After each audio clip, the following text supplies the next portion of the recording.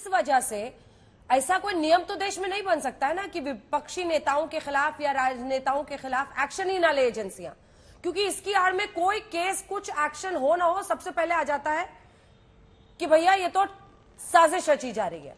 कोई तो वजह होगी ना कि संजय राउत को बेल मिल गई लेकिन नवाब मलिक को अभी तक नहीं मिली है, या कई ऐसे लोग हैं जो यहां पर शराब घोटाले में दिल्ली में है, जो सब जेल में, उनको बेल नहीं मिल रही। जांच एजेंसियों का सदुपयोग या दुरुपयोग राजनीतिक मुद्दा बना हुआ है। इसी पे सुधांशु त्रिवेदी को सुनिए, जिन्होंने कांग्रेस के प्रवक्ता अखिलेश यादव और शिवसेना के प्रियंका चतुर्वेदी को जोरदार जवाब दिया।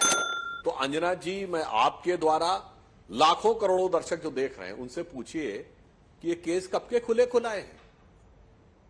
ये जितने भी विपक्षी दल हैं, प्रियंका जी शिवसेना के साथ हैं, बताइए शिवसेना से हम लोगों का 2014 तक तो बिल्कुल सीधा समन्वय रहा, 2019 तक रहे, पर 2014 तक के उस 24 साल में एक साल बताएं जब इन पार्टियों का कोई ना कोई नेता सीबीआई के चक्कर में न पड़ा। मैं विनम्रता से पूछा जाता, कांग्रेस के नेता, दर्जन भर नेता कांग्रेस के मोदी जी की सरकार आने से पहले सीबीआई की जांच में कोर्ट कचहरी के चक्कर काट चुके, पीवी नरसिम्हा राव पूर्व प्रधानमंत्री के रूप में सजा याफ्ता हो चुके, दो पूर्व प्रधानमंत्री सजा पा चुके कोर्ट से, स्वर्गीय इंदिरा गांधी इलेक्शन में भ्रष्टाचार करने के आरोप में हाई कोर्ट से, और पूर्व प्रधानमंत्री स्वर्गीय पीवी नरसिम्हा राव। अब बताइए साहब, तब तो भाजपा भी नहीं थी, मोदी जी का तो कहीं राजनीति में नामो निशान नहीं था, और उस जमाने की सारी बातें आज हमारे ऊपर कह रहे हैं। इसीलिए तो आश्चर्य होता है। मैंने आपको पुनः बताया, मुलायम सिंह जी हो, मायावती जी हो, डीएमके हो, अकाली दल हो, यहां तक कि लालू प्रसाद यादव जी 1997 में जेल चले गए, और सारा आरोप इनके ऊपर। परंतु जो प्रधानमंत्री जी ने कहा बहुत गंभीर बात कही है, क्योंकि ये बहुत ताकतवर लोग हैं। याद करिए, लालू यादव जी के विरुद्ध चारा घोटाले में जो सीबीआई के ज्वाइंट डायरेक्टर थे, अजय आलोक जी को निश्चित रूप से याद होगा, यूएन विश्वास, उनके खिलाफ विधानसभा में अवमानना का प्रस्ताव पारित करवा के विधानसभा में उनसे माफी मंगवाई थी। ये क्या था? और कांग्रेस भी उनके साथ खड़ी थी उस समय, क्योंकि उस समय लालू यादव जी का अपने दम पे बहुमत नहीं था।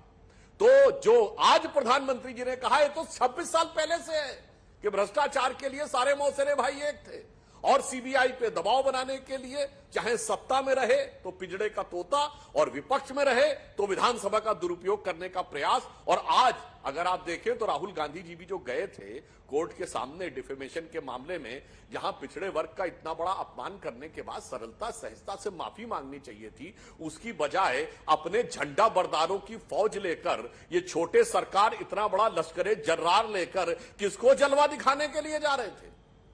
कोर्ट को दबाव में लेने के लिए या एजेंसीज को धमकाने के लिए? तो प्रधानमंत्री जी ने जो कहा है अक्षरशः सही है, लेटर एंड स्पिरिट दोनों में बिल्कुल सही है। डर तो बीजेपी रही है आदरणीय राहुल जी से, क्योंकि देखिए राहुल जी के जो सवाल हैं उसके उत्तर नहीं दे पा रही है। डर ये रहे हैं, लेकिन बता रहे हैं कि हम कोर्ट को डरवाने का प्रयास कर रहे हैं। डर ये रहे हैं, तो ये लोग कह रहे हैं कि हम जो सवाल का सदन में पूछते हैं तो उसको म्यूट कर देते हैं, सदन को म्यूट कर देते हैं, सदन की कार्रवाई से स्पंज कर देते हैं, इनसे सवाल करो तो मुकदमे कर दिए जाते हैं। क्या तो 2014 का नैरेटिव क्या था? तभी तो यही भ्रष्टाचार था, और यही नेता और यही पार्टियां भ्रष्टाचार में डूबी हुई थी। बताइए 2014 में भी तो यही नैरेटिव था, तब तो हमारी सरकार नहीं थी, ये तब भी उसमें डूबे हुए थे। याद करिए, मैं तो उसमें जाऊं, 1989 के चुनाव में भ्रष्टाचार मुद्दा था वो फोर्स का, कब? हम लोगों के बचपन के जमाने में। और आज कहने का प्रयास करते हैं जैसे सब कुछ 2014 के बाद हो रहा, उससे पहले एकदम पाक साफ, एकदम उजले थे, जबकि तमाम लोग, मैंने कहा ना कि जेलों में आते जाते कोर्ट कचहरी के चक्कर काटते रहते थे। अब जो प्रियंका जी ने कहा, अपने पहले वाक्य में कहा कि वो लोग इसलिए बेल नहीं मिल रही है कि उनकी मार्ग का रोड़ा बने हुए हैं, और संजय राउत जी को बेल मिल गई, तो मतलब संजय राउत जी हमारे, आपके हिसाब से हमारी मार्ग का रोड़ा नहीं है, या संजय राउत जी को बेल मिल गई तो न्यायपालिका बहुत अच्छे ढंग से काम कर रही है, वो सत्य की विजय है, और जिनको नहीं मिल पा रही है वो सरकार का पूर्वाग्रह है। इस ढंग का जब आप लोग दोहरा लॉजिक देने का प्रयास करते हैं तो देश की जनता को यह बात समझ में आती है। दूसरा, आपने कहा कि आपकी पार्टी को तोड़ने के लिए इसका प्रयास हुआ। अरे मान्यवर, आपकी पार्टी टूटी नहीं है, आपकी पार्टी थोड़ी सी बची है उधर, बाकी मेजॉरिटी पार्टी दूसरी तरफ चली गई। तो कहने का भाव तो आप शायद ये कह रहे हैं कि आपकी पार्टी में 90% लोग करप्ट थे क्या, जो दबाव में आ गए? ऐसा कैसे हो सकता है? ये तो वो पार्टी थी जिसका चिन्ह ही शेर था, और वो आप कह रहे हैं दबाव में आ गए, तो बात हजम नहीं होती है। हकीकत कुछ और थी। हेमंता विश्व शर्मा जी के बारे में जो लोग बार बार कहते हैं, जिस वाटर घोटाले की बात करते हैं, इसको ये लोग कहते थे खुद घोटाला, कहते थे नहीं है, हम लोग मानते थे शक है। और भाजपा में आने के बाद भी हेमंता विश्व शर्मा कलकत्ता में सीबीआई के सामने अपीयर हो चुके हैं, उनको एक बार संबंध किया जा चुका है। ऐसा नहीं है जो कहने का प्रयास कर रहे हैं। अब आज तक एक नेता बताइए जो हमारी तरफ आया हो और उसका केस बंद हो गया हो, या क्लोजर लग गया हो, या केस विड्रॉ हो गया हो। मैं पहले भी कई बार बता चुका हूं, 2G घोटाले की रिपोर्ट जिन दलों ने सबमिट नहीं करने दी थी पीएसी में, उसमें डीएमके थी, सपा थी, बसपा थी। एक सप्ताह के अंदर सीबीआई ने तीनों के केसेस डाइल्यूट करके क्लोजर रिपोर्ट लगा दी थी। उनके अगेंस्ट लोग कोर्ट भी गए थे। तो अभी पिछले महीने भी जजमेंट आया है कि 2013 की क्लोजर रिपोर्ट लग चुकी है, इसलिए अब वो केस नहीं चल सकता। ये होता है एजेंसी का दुरुपयोग कि जैसे ही तुमने मेरा काम किया, रिपोर्ट फाइल। अब दूसरा मैंने उदाहरण दिया, इवन यहां तक हेमंता विश्व शर्मा जी तो खुद सीबीआई के सामने आ चुके हैं, और उस चीज के लिए जिसको ये लोग घोटाला मानते ही नहीं। तो बड़ी मजेदार बात है। यानी आप कहेंगे कि उसमें कोई भ्रष्टाचार था ही नहीं, था तो आप लोगों ने क्या कार्रवाई की? और जैसे ही वो दूसरी तरफ चला गया, अरे जी ये भ्रष्टाचार था, तो पहले आप तय कर लीजिए वो घोटाला था या नहीं था। अब हम इसके ऊपर आते हैं जो इन्होंने बात कहने का प्रयास किया। मान्यवर, कौन किसको धमका रहा? आप लोग धमकाने से डरने की बात करते हैं। हमने तो बचपन में सुना था, जब सलमान रुश्दी वाला एपिसोड हुआ था, बाला साहब ठाकरे जी को धमकाने का प्रयास किया गया था। उस समय तो उनके पास कोई सरकारी सुरक्षा भी नहीं थी, इसके बावजूद वो किस स्वाभिमान और गौरव के साथ चल रहे थे। कौन धमका पा रहा था? शिवसेना जैसी पार्टी ये कहे कि वो धमकाए जाने से, यानी उनके बकौल धमकाए जाने से दबाव में आकर उनकी पार्टी टूट गई, तो मुझे लगता है कि यह हास्यास्पद नजर आता है। जो भी एजेंसियां हैं काम बिल्कुल ईमानदारी के साथ कर रही हैं, पूरी पारदर्शिता के साथ कर रही हैं। इसीलिए मैं पुनः इस बात को दोहरा रहा हूं। प्रियंका जी, अंजना जी, 2014 से पहले इनमें से एक पार्टी बताइए जो ये कह सके कि मेरा कोई नेता कभी भ्रष्टाचार के आरोप में कोर्ट कचहरी के चक्कर में नहीं पड़ा था, कभी सीबीआई के द्वारा पूछताछ नहीं हुई थी, मेरे किसी नेता के बारे में कोर्ट ने कभी अगेंस्ट में जजमेंट नहीं दिया था। बता दे, एक पार्टी का नाम बता दे जो आज चिल्ला रहे हैं, तो मैं उस बारे में अपनी बात विड्रॉ करने को तैयार हूं। बताइए। नहीं, ठंडे बस्ते में नारायण राणे जी का केस है या नहीं है? हर्षवर्धन पाटिल जी ने कहा है कि नहीं कहा है, जब से मैं बीजेपी में गया हूं मेरी रात को चैन की नींद आती है, क्योंकि मुझे पता है एनफोर्समेंट डायरेक्टरेट मेरे घर नहीं खटखटाएगा। क्या ये सच्चाई है कि नहीं कि आपके बीजेपी के सांसद, अभी हाल ही में सांगली के सांसद हैं, उन्होंने यही कहा था क्योंकि मैं बीजेपी में हूं ईडी मेरे पीछे नहीं पड़ेगा? क्या ये सच्चाई है कि नहीं है कि नारायण राणे जी ने क्या कहा था कि अगर दाऊद भी हमारी पार्टी में आ गए तो हम उसको क्लीन चिट दे देंगे? क्या ये सच्चाई है कि नहीं है? आप आज अपने मुंह से बाला साहेब ठाकरे जी का नाम ले रहे हैं, वंदनीय हिंदू हृदय सम्राट बाला साहेब ठाकरे जी का नाम ले रहे हैं, आप लीडरशिप की तुलना कर रहे हैं वो एमएलए से जो गद्दार निकले और पैसे खाकर चले गए।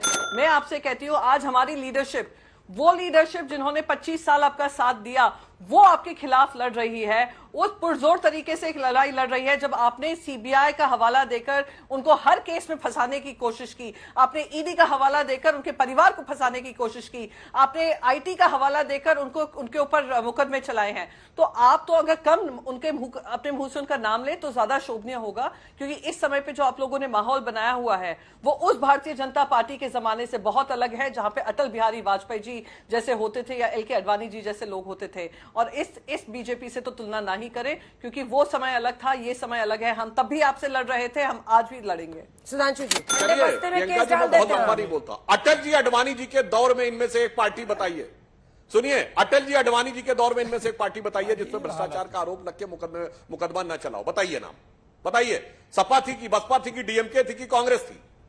बताइए। अरे अभी हम सब बता दे रहे हैं। बताइए, अखिलेश जी बताइए, प्रियंका जी बताइए। बता रहे, अखिलेश जी बता रहे हैं। हाँ बताइए, बताइए ना, नाम बताइए। साहब उस जमाने में हमारे ऊपर कोई केस नहीं। अंजना जी जरा समय हाँ बताइए। आ रही हूँ 2 लाइन में पूरा कर लीजिए। सुधांशु जी जवाब पूरा कीजिए, फिर अब अखिलेश जी बोलेंगे। अखिलेश जी। अरे मैं सिर्फ ये कह रहा हूं, बार बार मैं इसी बात को दोहरा रहा हूं, इनमें से एक पार्टी बता दीजिए जिसपे अटल जी आडवाणी जी के दौर में, चलिए उससे पहले भी राजीव गांधी जी और नरसिम्हा राव के दौर में इनके ऊपर भ्रष्टाचार के आरोप न लगे हो, कचहरी में न जाना पड़ा हो। झारखंड मुक्ति मोर्चा रिश्वत कांड भारत के इतिहास का एकमात्र कांड है जहां सर्वोच्च न्यायालय ने कहा कि रिश्वत लेकर सरकार बचाई गई। चलिए वोट फॉर कैश में तो आप कहेंगे आरोप था। झारखंड मुक्ति मोर्चा रिश्वत कांड में तो यह साबित हो गया था कि कांग्रेस की सरकार रिश्वत से बची थी। इसीलिए मैं कहना चाहता हूं, बताइए ना, 93 की बात है तो मोदी जी नहीं थे, अमित शाह जी नहीं थे, भाजपा भी नहीं थी, मगर आपकी फितरत यही थी, वही थी, भ्रष्टाचार में ही डूबे रहने की थी। तो हालात बदले हैं, हमारा नेतृत्व बदला है, आपकी फितरत नहीं बदली। केंद्रीय वित्त मंत्री निर्मला सीतारमण ने गुरुवार को कांग्रेस नेता राहुल गांधी पर तीखा हमला बोला। उन्होंने कहा कि राहुल गांधी बिना किसी सबूत के सरकार के खिलाफ आरोप लगाते हैं। वित्त मंत्री ने कहा कि अगर कांग्रेस नेता राहुल गांधी को ऐसा लगता है कि अडानी को सब कुछ दे दिया गया है तो यह सच नहीं है। उन्होंने कहा कि कांग्रेस ने अडानी को थाल में सजाकर पोर्ट दिए थे। केंद्रीय वित्त मंत्री निर्मला सीतारमण ने बेंगलुरु में एक प्रेस कॉन्फ्रेंस में कहा कि प्रधानमंत्री के खिलाफ 13 धारा आरोप लगाने के मामले में राहुल गांधी बार बार के अपराधी हैं। निर्मला सीतारमण ने कहा कि उन्होंने इसे 2019 में किया था, वह इसे फिर से कर रहे हैं, वह सीखते नहीं हैं। संसद के बजट सत्र के हंगामे का कारण बने अडानी मुद्दे को संबोधित करते हुए सीतारमण ने कहा कि अगर राहुल गांधी को लगता है कि अडानी को सब चीजें दे दी गई हैं तो यह सच नहीं है। सीतारमण ने कहा कि यह केवल कांग्रेस सरकार ही थी जिसने अडानी को बिंगझीजम पोर्ट थाली में परोस कर दिया था।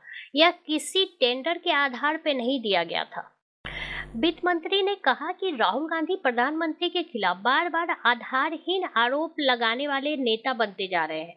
इससे पहले मंगलवार को मंत्री ने आरोप लगाया था कि कांग्रेस और राहुल गांधी द्वारा उठाए गए मुद्दों का मकसद मजबूत हो रही भारतीय अर्थव्यवस्था से ध्यान हटाना है। यह ऐसे समय पे किया जा रहा है जब वैश्विक आर्थिक मंदी के बीच भारतीय अर्थव्यवस्था अच्छा प्रदर्शन कर रही है। इस डिबेट को लेकर आपकी क्या राय है, हमें जरूर बताएं। हमारे साथ जुड़े रहने के लिए चैनल को लाइक एंड सब्सक्राइब करना ना भूलें।